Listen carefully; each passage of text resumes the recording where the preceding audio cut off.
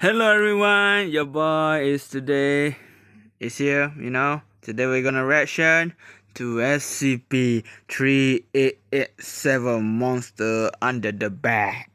And when you was younger, when we all younger, must be someone who afraid something under the bed because have monster, have a snake, who know, a ghost, who know, right?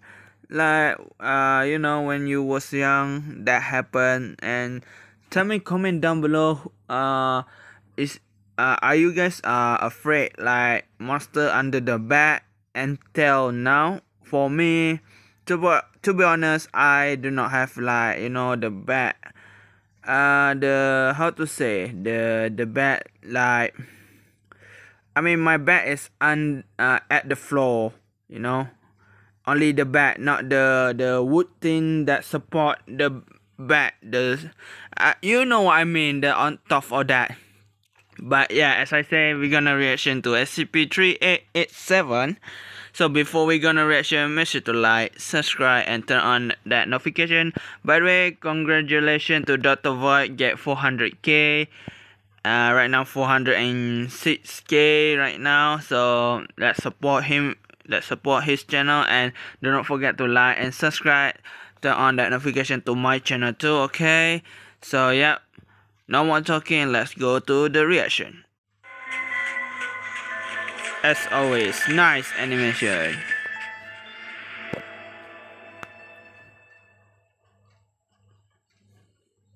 It was 10 o'clock at night already as the mother tried to tear her son away from his cartoons and put him to bed. Yeah, Today go was back, not her first Timmy. attempt at putting the child to bed. Although the last time this happened, the boy threw quite a fit. He was afraid to go to his room and claimed that a monster was hiding under his bed. Holy his parents shit. understood that almost every kid experiences this, so they were patient with him. Together, they checked every corner of their child's room, showing their son that there really wasn't anything in there. Afterwards, they let him leave the nightlight on. The situation only got worse from there, however. The boy began to spring from his bed and run crying to his parents in the middle of the night. What's more, his stories about the monster became gradually more horrifying. Allegedly, it had begun to move objects around and even attack the boy. The latter suggested that his parents install a camera in his room for the nighttime. But the family decided to see a specialist instead. Among other things, the doctor noted that the idea of setting up surveillance was not such a bad one. First off, the parents would show their understanding and trust by supporting their son's idea. And secondly, the recording could be used as proof that there is no monster. The operation to catch the boogeyman on camera was organized that very maybe he will close that CCTV because, when a child want to change the clothing, so yeah, he need to shut down that CCTV. Night, and the boy courageously went to sleep in his own room. However, the miracle hoped for did not come, and in the middle of the night, the boy burst into his parents' bedroom screaming. When the child finally calmed down a bit, the father decided to show him the recorded video. About a minute before his son ran out of the room screaming, the recording began to experience interference. Furthermore, it looked as if a pawed claw was reaching out from under his bed. At this, the boy went into a panic, and his mother became truly frightened. The following night, everyone slept in the child's room together. The head of the family chose to lay down courageously on a sleeping bag right next to his son's bed. In reality, his skin was practically frozen, but he figured this was just a stupid and irrational fear. Before turning off the light, the camera was reinstalled in the room.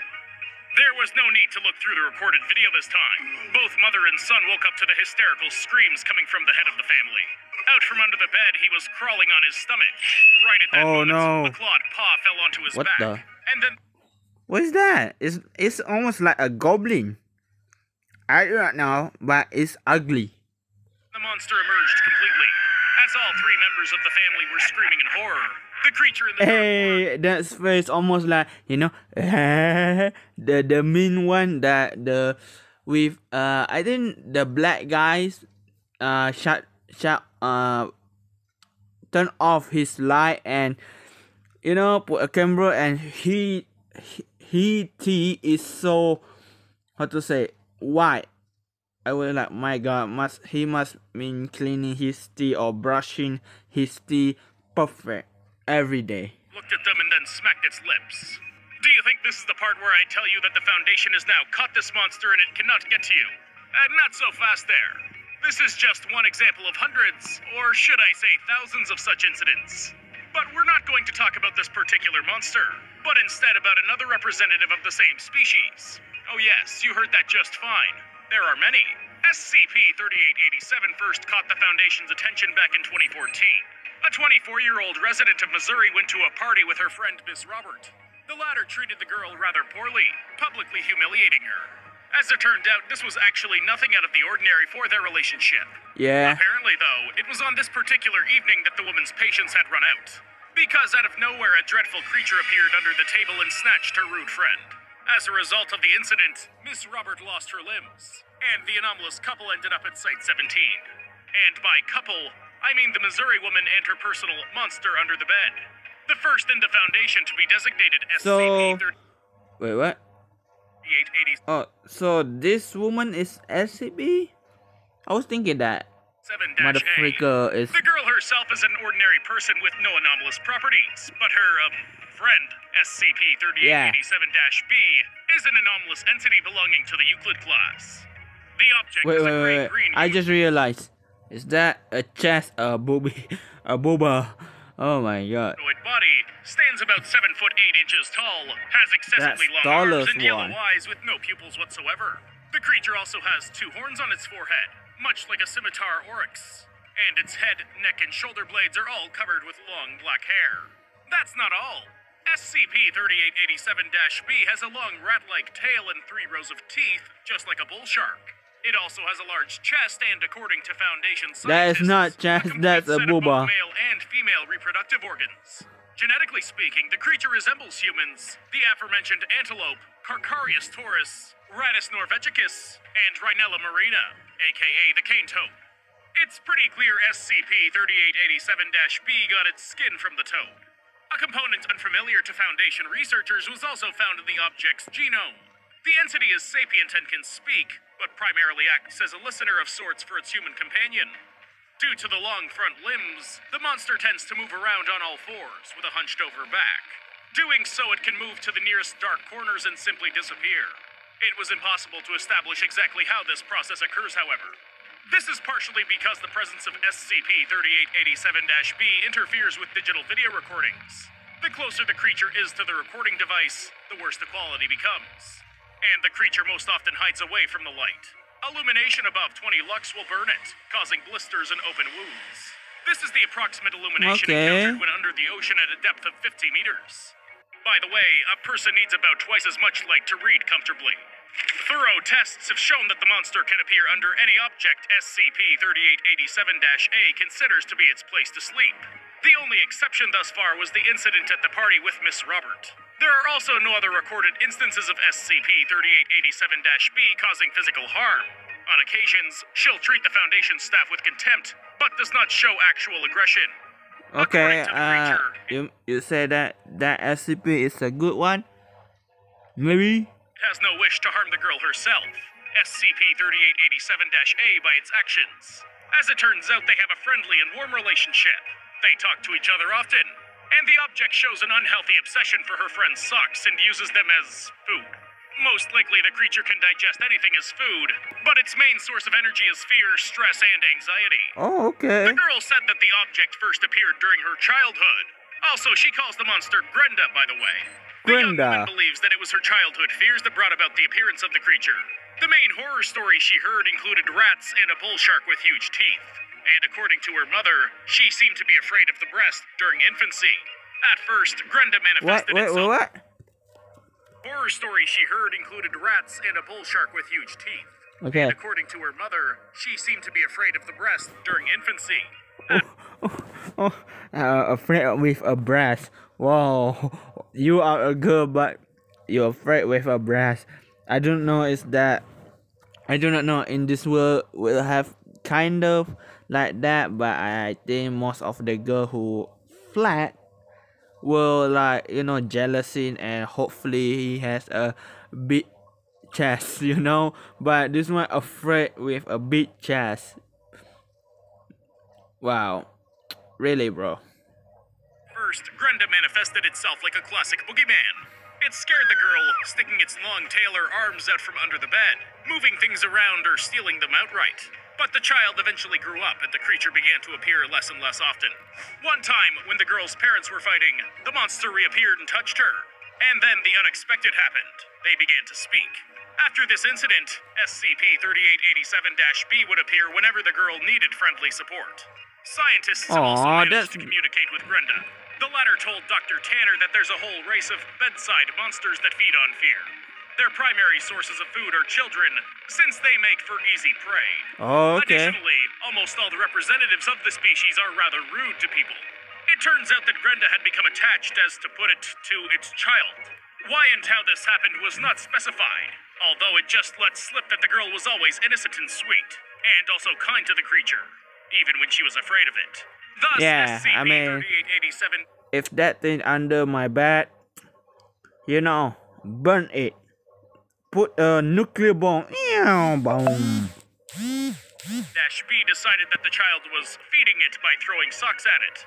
Because of this close human connection, Brenda broke the rules of its people. Which ones exactly it did not specify, but these violations were enough for the creature to be expelled. It can no longer return to its race and is forced to live in a cave, which leads only to our world.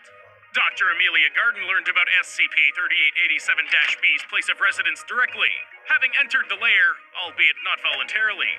She came to interview the object, but the creature was in a bad mood. Brenda complained of a constant hunger, since its friend was much less anxious and afraid while at the Foundation. Overall, the conversation was going nowhere. The object, demanding it be brought food immediately, attacked Dr. Garden.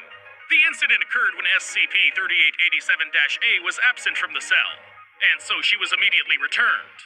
But even she was unable to summon the monster that had kidnapped the researcher. Dr. Garden came out from under the bed wet, barefoot, and with abrasions on her body just 13 minutes after disappearing. She underwent a speedy medical examination and was found to be generally unharmed. According to her, when the object dragged her under the bed, it was as if they began to fall through a pitch-black darkness. Afterwards, the doctor found herself in a cave of black stone with a waterfall and many glowing purple crystals. So you mean that he will throw you to another dimension? Like that? There were several dark holes in the ceiling of the cave. One of these, through which light penetrated, had something like a broken rope hanging from it. On a ledge above the water, Garden found a pile of old socks, stuffed animals, and photographs of SCP-3887-A. The doctor never did see the object while in the cave, but she had felt its presence nonetheless. When the feeling grew to be unbearable, she let out a scream and tried to run away. So she fell into the water, lost her shoes, and bruised herself in several places. Then Grenda appeared, grabbed the woman, opened its mouth, pulled off her socks, devouring them immediately. After that, the object threw the doctor into one of the black holes, and Amelia Garden found herself back in a containment chamber. The object allowed no one to see its cave after that. Well, everything is pretty obvious here. An open hole with a broken rope is the way home, which is shut off to the object. SCP-3887-B mocked Dr. Garden because of hunger, and after scaring her to satisfy its hunger, it let her go. Yes, the presence of this boogeyman race does seem odd, but on the other hand, why not? There are many objects that change their appearance out of necessity and feed on emotions, so the fact we regard this as too stereotyped and are thus unable to accept it is exactly where our problem lies.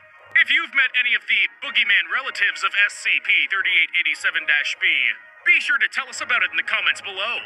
I'm curious to know what they look like. Okay, I mean, I do not have like a boogie thing that what you say, because I do not afraid with monster under the bed. So yeah, because my bed do not have the wood thing that stand up to make sure your bed is high enough. You know what I mean? When you buy a new bed, and must be have the wood thing, right? Because when I buy it, I mean when my father buy it, and I sitting on that, like 5 days is broken, and I have to put that my bed, the not the wood one, the I do not know what it's called, and put it on the floor. So yeah, until right now, until today, I stay used for that. But yeah, I mean, how to say, what interesting that monster is, his sources of food is a fear, anxiety, and you know, another one I forgot what is another one, but yeah. So I think that's all for today. So make sure to make sure to like, subscribe, and turn on that notification like I do to his channel, and do not forget to do that to my channel, like and subscribe. Okay, make sure to do that to my channel. And by the way, I saw it yesterday. You guys really want me to do another one gacha live. You know, Upper Moon and Muzan reaction to another demons or something, or Rimuru. So I will do that as soon as possible. I can do so as fast I can do. Okay. So yeah, as I say, just wait until it's finished the animation gacha live, and make sure to like and subscribe. Okay, and turn on that notification. So that's all for today. Have a good day, have a good night, goodbye, and stay home.